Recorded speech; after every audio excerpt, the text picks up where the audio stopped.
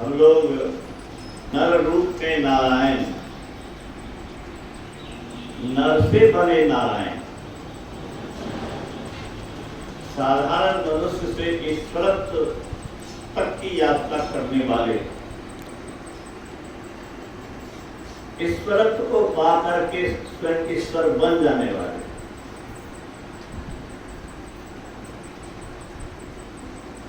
महान दिव्यात्मा की जयंती समारोह में आज अपनी श्रद्धा अर्पित कर रहे हैं। आप इनके चित्र को चित्र मत समझिए, प्रत्यक्ष दर्शन आप अगर श्रद्धा से उनको महसूस करते हैं तो प्रत्यक्ष दर्शन का भी लाभ होगा। शाही स्वामी जी महाराज से एक जिज्ञासु ने कहा कि आप लोग गुरु महाराज के चित्र को प्रणाम करते हैं, वे तो प्रबलित हो गए। पर महाराज के हृदय की संज्ञा से विभूषित महान ऋषि, सरपंच से ईश्वरत्व की ओर बढ़ने वाले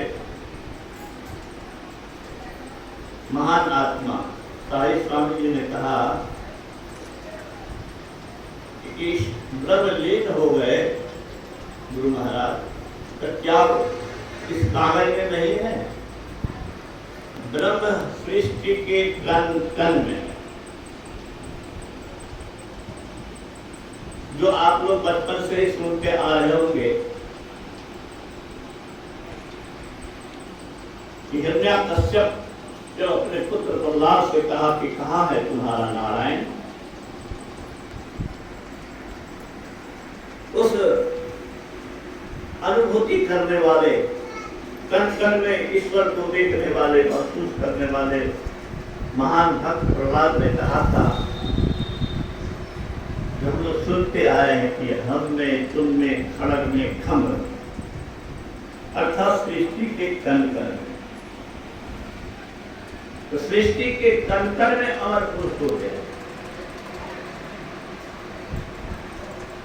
बुंद जब समुद्र में मिलता है तो समुद्र हो जाता है। ये जीव जब आत्मस्वरूप को पाता है तो ईश्वर बन जाता है। भगवान श्री राम ने कहा, दर्शना दर्शने हित्वा स्वयं केवल रूपता, यह आस्ते कभी साधुर ब्रह्म स्वब्रह्मविद स्वयं। अर्थात हे हनुमान,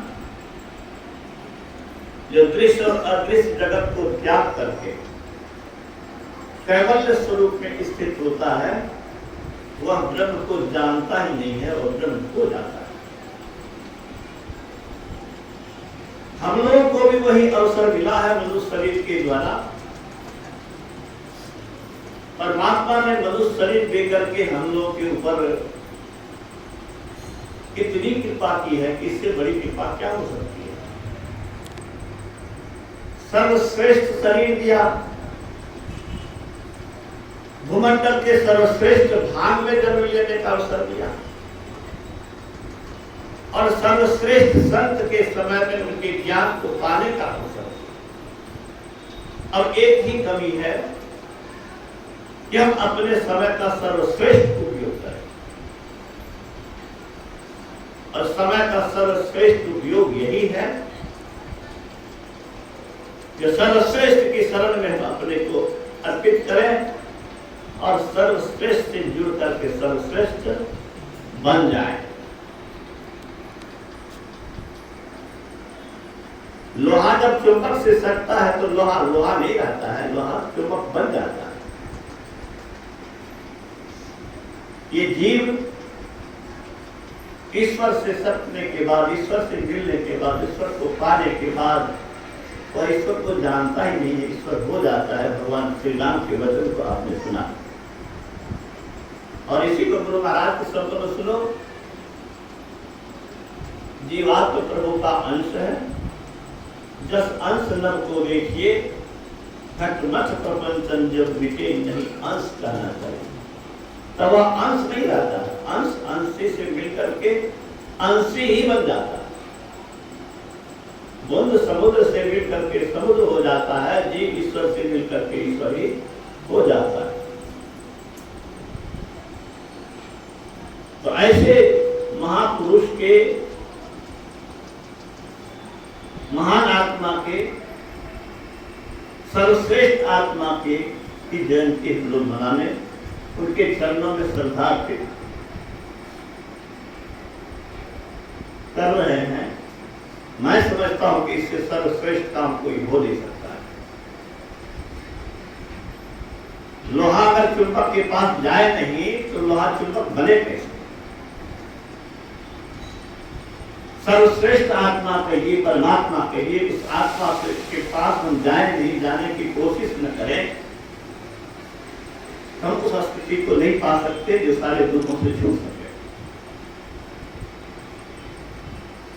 गुरु महाराज ने अपने अनुभव के आधार पर, शास्त्र के प्रमाण के साथ कहा है, अभी आप सुनते, कि जो सदाचरण करता है यानी पाप से बचता है, वह धर्म में क्या था? धर्म में पक्का है, पक्का है।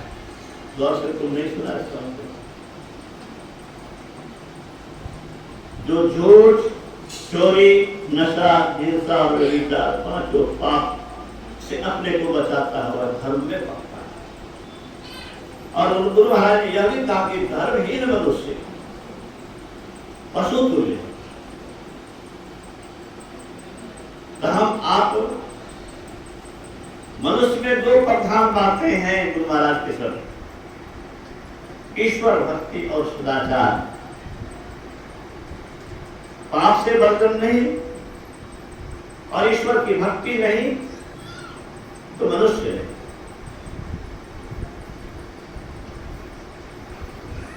आपने यह भी सुना कि सदाचरण के साथ साथ अगर ईश्वर भक्ति करता है तो जब उसका शरीर छूटेगा तो अच्छे अच्छे स्वर्ग में जाएगा, अच्छे अच्छे मनुष्य शरीर मिलेगा। ये नहीं कि दूसरे जोड़ी में जाएगा, हाथी घोड़ा पार बनेगा, सिंह बनेगा। सृष्टि का सर्वश्रेष्ठ शरीर मनुष्य शरीर, ज्ञानवान विचारवान शरीर है, वह शरीर मिलेगा। और भगवान कृष्ण ने तो यहां तक कहा, गीता पढ़िए अध्याय 6, श्रीमान के कुल में, योगी के कुल में जन्म लेगा।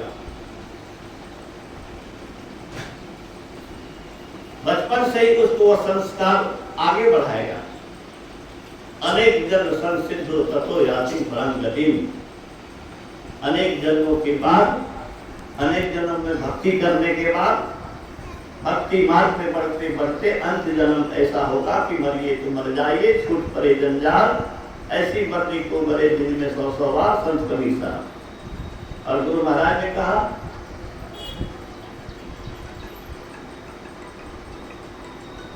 भक्ति का संस्कार पूर्णता दिलाकर छोड़ता है। अभी आप सुन रहे थे, उत्तम उत्तम शरीर पाएगा, उत्तम उत्तम स्वर्ग को भोगेगा, अंत में वह मोक्ष को पाएगा। मोक्ष का अर्थ क्या होता है? छुटकारा। कौन चीज से छुटकारा? हम लोग बंधन में हैं, हम लोग शरीर में बंधे हैं, सुधा पिंजरा में बंधे हैं। आप हम अपने अपने शरीर में बंधे हुए, बैल खुट्टा से अगर बंधा हुआ है तो हम लोग की आत्मा और हम लोग स्वयं इस शरीर को खुट्टे से बंधे हुए, अपना कोई वश नहीं। इससे छुटकारा पा करके देवता से भी ऊपर का पद पाने के लिए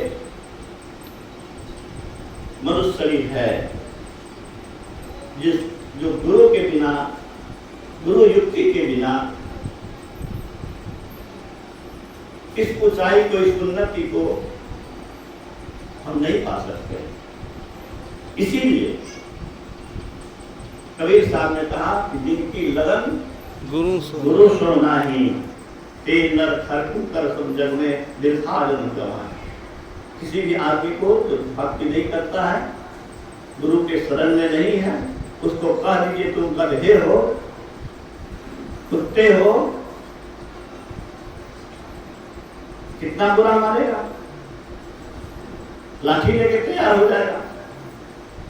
लेकिन सृष्टि के सर्वश्रेष्ठ पुरुष जिसने ईश्वरत्व को पाया,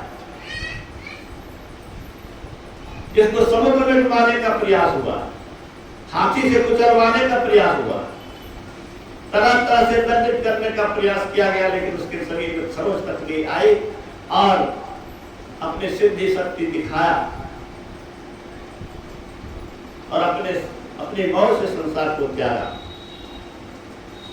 ऐसे कबीर साहब ने आखिर क्यों कहा कि कुत्ते गधे हो यदि गुरु की शरण में नहीं, जिनकी लगन गुरु सो नहीं। लगन का अर्थ क्या होता है? लग जाना ही लगन है। लगना कैसे होता है? अरे कपड़े में दाग लग गया, कपड़े में सट गया, सटना ही लगना है। लग गया तो सट गया। ईश्वर में जो सट गया, गुरु में जो सट गया और नहीं सटा तो खरकू कर सकता। अभी हम लोगों ने कबीर साहब का तो सुना और हम जिस ऋषियों पर गर्व करते हैं, वेद वैदिक धर्मावलंबी है और सनातन धर्म पर गर्व करते हैं। सनातन धर्म किसी एक महात्मा के द्वारा स्थापित धर्म नहीं, इसका कोई एक धर्म शास्त्र नहीं। सनातन धर्म वह धर्म है जिसमें हजारों हजार कबीर नानक सूर तुलसी पैदा होते रहे और उन सबका जो मत है वही है सनातन धर्म। ईसा मसीह के द्वारा चला हुआ धर्म नहीं है ईसा धर्म, क्रिश्चियन धर्म, वह एक आदमी का चला हुआ धर्म। हजारों हजार संत ने आज तक सृष्टि के प्रारंभ से अभी तक ईश्वर की कृपा से ईश्वरत्व को पाने वाले जो ऋषिगण हुए, उनके द्वारा लिखित रचित विचार को हम लोगों ने उपनिषद में सुना। हिंदू नादन महालिंगम शिव शक्ति निकेतन वेहं शिवालयं प्रोत्पन्न सिद्धिदं संपदेना। हिंदू नादन महालिंगम विष्णु लक्ष्मी निकेतन वेहं विष्णुवालयं प्रोत्पन्न सिद्धिदं संपदेना। जिन ऋषियों ने इस शरीर के अंदर में ज्योतिर्मय प्रकाश का और ईश्वरीय शब्द की अनुभूति किया, उसने कहा कि ये शरीर विष्णु का मंदिर है, ये शिव का मंदिर है और उसका चिन्ह क्या है। बाहर में तो लोग पत्थर की मूर्ति को चिन्ह मानते हैं, लेकिन असली चिन्ह ईश्वर का चिन्ह, ईश्वरीय प्रकाश और ईश्वरीय शब्द। उसको पा लेने के बाद, उसकी अनुभूति कर लेने के बाद, अभी आपने सुना कि क्या कहा हमारे ऋषि ने, विद्यते हृदय ग्रंथिस छिद्यन्ते सर्व संशया क्षीयन्ते चास्य कर्माणि तस्मिन् दृष्टि परावरे। अर्थात उस परमात्मा के दर्शन कर लेने के बाद, ज्योति रूप और स्वरूप के दर्शन कर लेने के बाद हृदय की ग्रंथि खुल जाती है, टूट जाती है। ग्रंथि क्या है? जड़ और चेतन फंसा हुआ है। बालू में चीनी मिली हुई है, बालू को चीनी से अलग करने के लिए, चीनी से को बालू से अलग करने के लिए चीटी बनना पड़ेगा।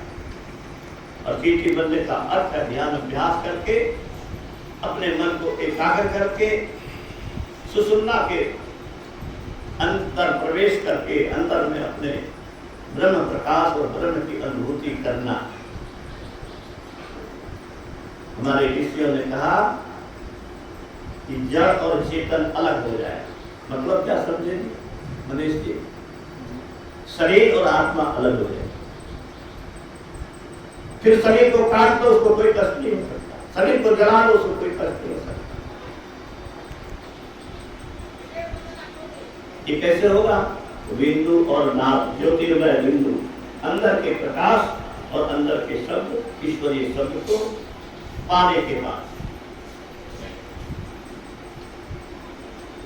इसीलिए तो गुरु महाराज ने कहा, बिना गुरु कृपा पाए नहीं जीवन उधारा।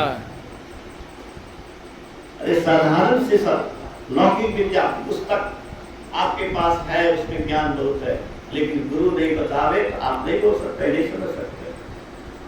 कौन सा पढ़ने के लिए तो गुरु की जरूरत होती है। जो आपके सामने ज्ञान की पुस्तक, उस ज्ञान को पढ़ने के लिए, पढ़ाने के लिए, सीखने के लिए तो गुरु क्या सकता है। और अंतर जगत में आप करके आप उस अव्यक्त परमात्मा को, जिसको आप मन से भी ग्रहण नहीं कर सकते हैं, आपकी बात छोड़िए, शरीर इंद्रियों की बात छोड़िए, सूक्ष्म इंद्रिया जो मन है, बुद्धि है, चित्त है, अहंकार है, उससे भी जो ग्रहण नहीं होने वाला है, उसको आप पाना चाहते हैं, उसको पाकर के आप मालो माल होना चाहते हैं, सारे दुखों से छूटना चाहते हैं, वह बिना गुरु के कैसे होगा। इसीलिए गुरु महाराज ने कहा, बिन दया संतर की में ही जानना न इस राह, जानना इस राह को हुआ नहीं, होता नहीं, होनहारा है। एक तरह से चैलेंज है इसमें, न हुआ है, न होता है, न कभी होने वाला है। तो हम लोग का अहोभाग्य है कि गुरु के शरण में है, और गुरु के शरण में जो है, जो सदाचार का पालन करेगा, भक्ति करेगा, उसको उत्तम उत्तम मनुष्य शरीर ही मिलेगा, भिखमंगा नहीं होगा, अपाहिज नहीं होगा, कुत्ता बिल्ली नहीं बनेगा। आप अपने अगर दीक्षित हैं, आप अपने अगर गुरु शरण में हैं और अपने बच्चे को इसमें प्रेरित नहीं करते हैं, अपने लोगों को प्रेरित नहीं करते हैं, तो मैं समझता हूं कि आप अपने लोगों के शुभचिंतक नहीं है। आप हृदय से उनको प्यार नहीं करते, आप उनके शरीर को प्यार करते हैं। शरीर का जीवन तो अल्पकाल है, 25-50-100 वर्ष, और उसका ठिकाना नहीं कि कल ही खत्म हो जाए। इसीलिए कबीर साहब ने कहा, कबीरा गर्व न कीजिए काल गए कर, केस ना जाने की तुम्हारी है क्या घर क्या कर। घर से निकलेंगे, ट्रक कुछ पूछ देगा कि एक्सीडेंट हो जाएगा कि क्या हो जाएगा, कि कब भूकंप हो जाएगा, कि कब बम गिर जाएगा, कब शरीर खत्म हो जाएगा। इतने क्षणिक शरीर के लिए आप उसकी व्यवस्था करते हैं। जो आत्मा अमर है, अविनाशी है, अनंत काल तक रहेगा। एक दिन के सुख और 100 वर्ष के सुख की अगर सेलेक्ट किया जाए, चुना जाए, किसको चुनेगा? 100 वर्ष का सुख, 100 वर्ष के सुख। इस क्षणिक शरीर के सुख की व्यवस्था आप सोचते हैं, और 100 वर्ष की नहीं, 100 में 100,000 बार गुना करते रहिए, तब भी 1000 बार और गुना करते रहिए। इतना लंबा जीवन है, उस जीवन के लिए अगर हम आप नहीं सोचते हैं और उसके लिए अगर गुरु के शरण में नहीं जाते हैं, तो अब आगे के सिवा कुछ नहीं। अब सुना भी गुरु महाराज ने क्या कहा, गुरु हरि शरण में प्रीति हो, युग काल क्या करे। काल क्या करता है, युग क्या करता है, हम लोग देख रहे हैं। युग देख रहे हैं, क्या देख रहे हैं? बेटा बाप के सामने बैठता नहीं था, बेटा बाप से आंख मिलाता नहीं था। हम लोग की भी ये हालत रही है, लेकिन आज बेटा के आंख के डर से बाप आंख चुराता है। ये युग है। 50 आदमी का फैमिली था, एक जगह खाना बनता था, सब में प्रेम था। आज 3 आदमी का परिवार है, उसमें भी प्रेम नहीं। ये युग का प्रभाव। और गुरु महाराज ने कहा कि युग और काल से अपने आप को अगर बचाना है तो गुरु के शरण में रहना।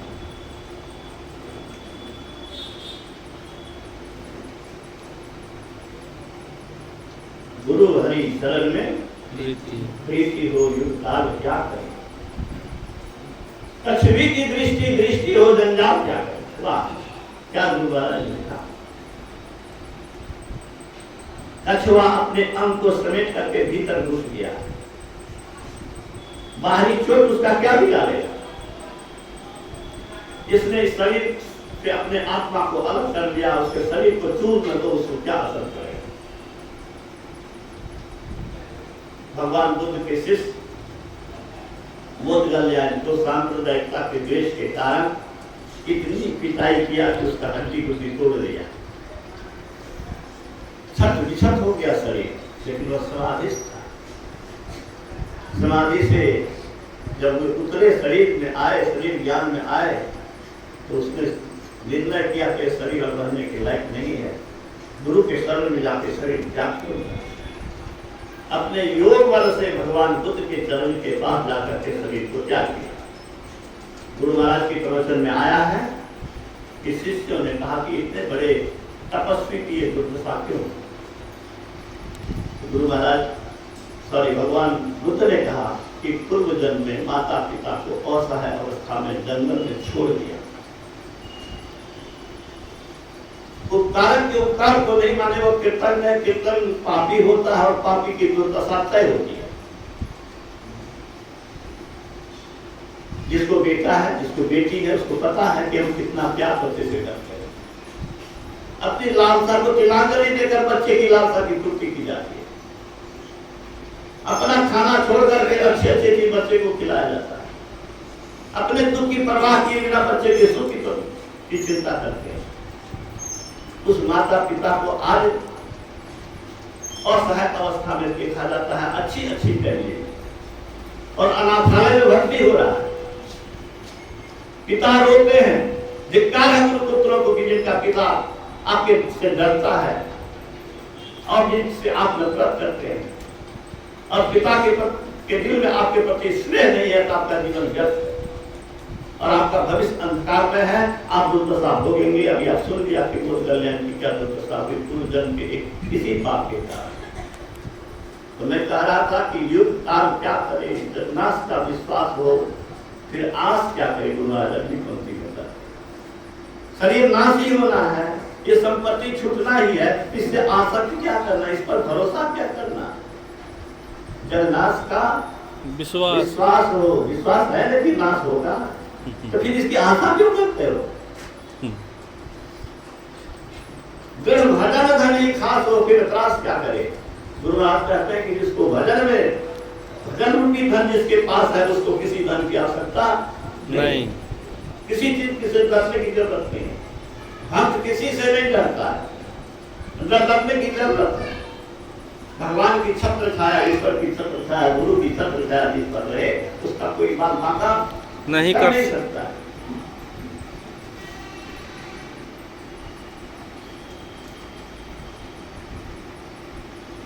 आप लोग महाभारत के प्रसंग को जानते होंगे कि कर्म ने माता कुंती को कहा था कि जब तुम मेरे यहाँ आई हो तो खाली नहीं जाओगी। मेरे यहाँ से कोई पूजा कृष्ण खाली नहीं जाता है। हालांकि तुम सर्पिणी थी, परम विग्रामी थी। मैं जब इस धरातल पर आया तो तुम मुझे नदी में बहा दिया, लेकिन फिर भी तुम मेरे सामने आई हो पूजा के समय में। मैं निराश किसी को नहीं करता। तुम्हें मैं कहता हूं कि 5 पुत्रों की मां होगी। मैं अर्जुन के लिए प्रतिज्ञा कर दिया है, मैं उसको तो नहीं छोड़ूंगा। या तो मैं रहूंगा या वह रहेगा। दोनों स्थिति में 5 पुत्रों की मां होगी। और इसी संदर्भ में भगवान कृष्ण ने कहा कर्ण ने, जब भगवान कृष्ण को मनाने आए हैं उस संदर्भ में उसने कहा था, और दिनकर जी ने लिखा है कि मैं व्यर्थ सोचता हूं कि अर्जुन को मारूं।